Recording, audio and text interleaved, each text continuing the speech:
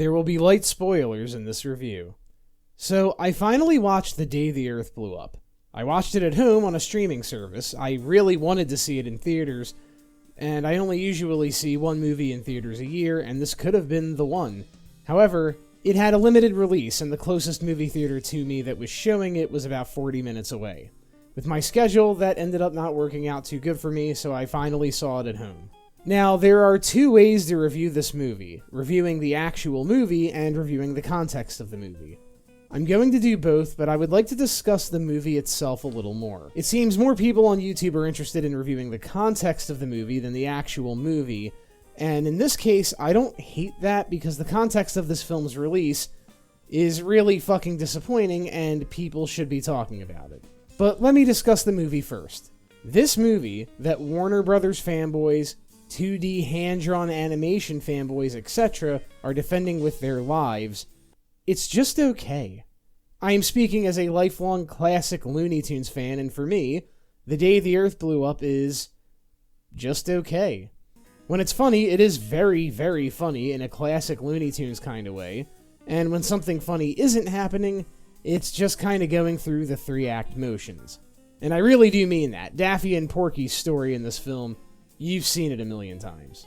The animation is beautiful, and I love that it was directly inspired by Bob Clampett, and for hardcore Looney Tunes fans, this was a treat because not only did the animation feel like his, but the mere fact that this movie was a Daffy-Porky movie also made it feel like his.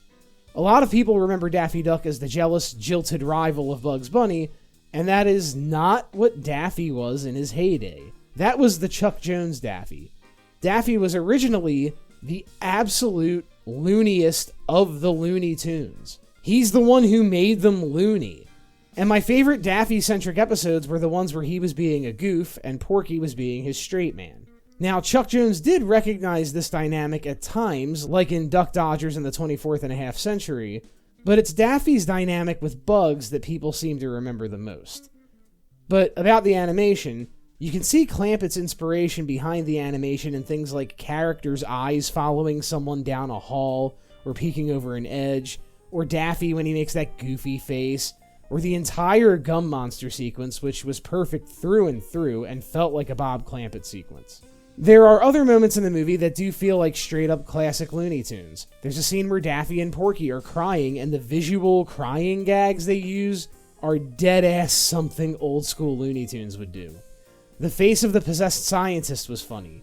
Classic Looney Tunes often did still faces that were hilarious all on their own, which this movie does at points.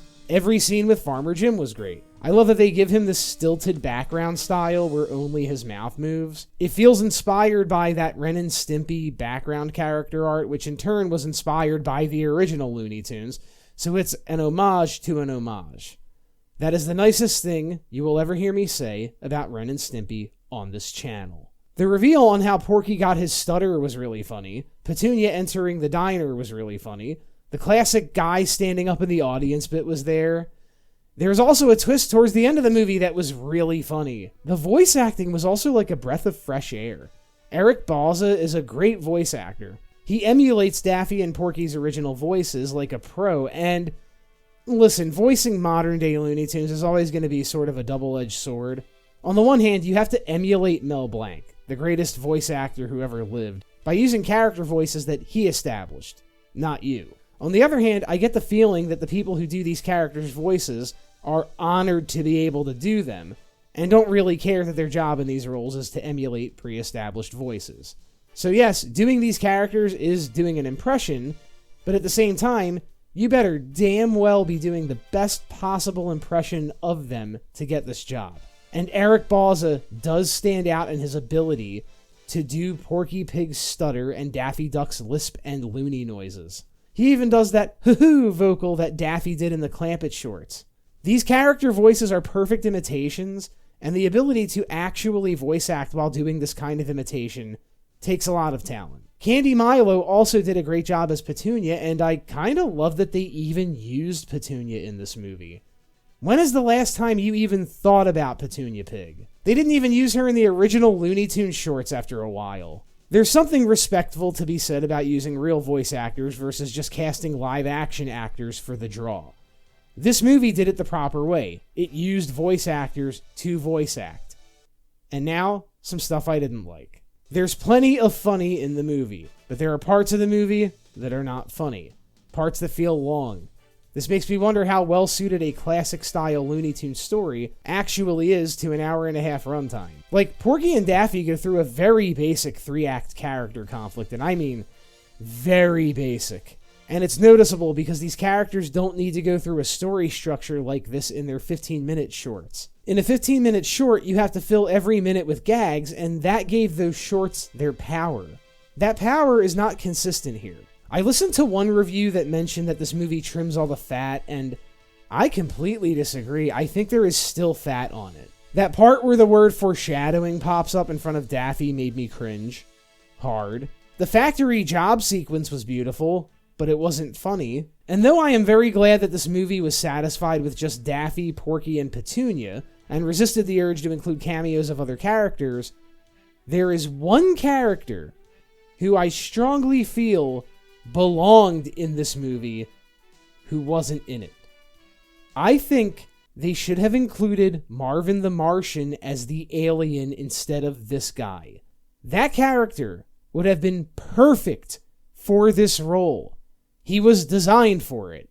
Hell, Porky and Daffy have history with him in one of the best Looney Tunes episodes, Duck Dodgers in the 24th and a half century. That episode features the three of them, pitting one of the more underrated Looney Tunes antagonists against the more underrated Looney Tunes duo would have been great. Sadly, The Day the Earth Blew Up was not the movie I wanted it to be. It was worth seeing, but I don't think I'll ever rewatch it. And honestly, I'm glad I did not make that 40-minute drive to see it. If you want an example of a slapstick movie that is actually consistently funny from beginning to end, and has the same kind of humor as Looney Tunes, go watch Hundreds of Beavers. It ain't a cartoon, but it kind of is, and it's brilliant. It's this sort of thing done to its full potential. But here's the interesting part. Though the film was not my favorite, I do recognize its importance in the greater tapestry of what's happening with Warner Brothers and these characters in general. It's a good thing that this movie got greenlit and was shown in theaters, but I don't think any of that matters in the long run, because Warner Brothers did not give this movie any sort of advertising whatsoever. This was a Looney Tunes movie that came out in theaters, and most people did not even know it existed. That ain't good. A lot of people are saying that Warner Brothers set this movie up to fail. Some are saying this is part of a much larger conspiracy to discourage animators from continuing to make hand-drawn stuff. But the more complete picture comes when you look at how they've been treating their other Looney Tunes properties. Around the same time that they and Ketchup Entertainment failed to promote this movie, the Coyote vs. Acme movie, which I gotta admit at least has an amusing plot, was canceled for tax reasons, and worst of all, they have begun pulling the original shorts off of streaming services like Max. There are people who firmly believe that Warner Brothers wants to bury the property that put them on the map, which Looney Tunes certainly did. Looney Tunes made Warner Brothers.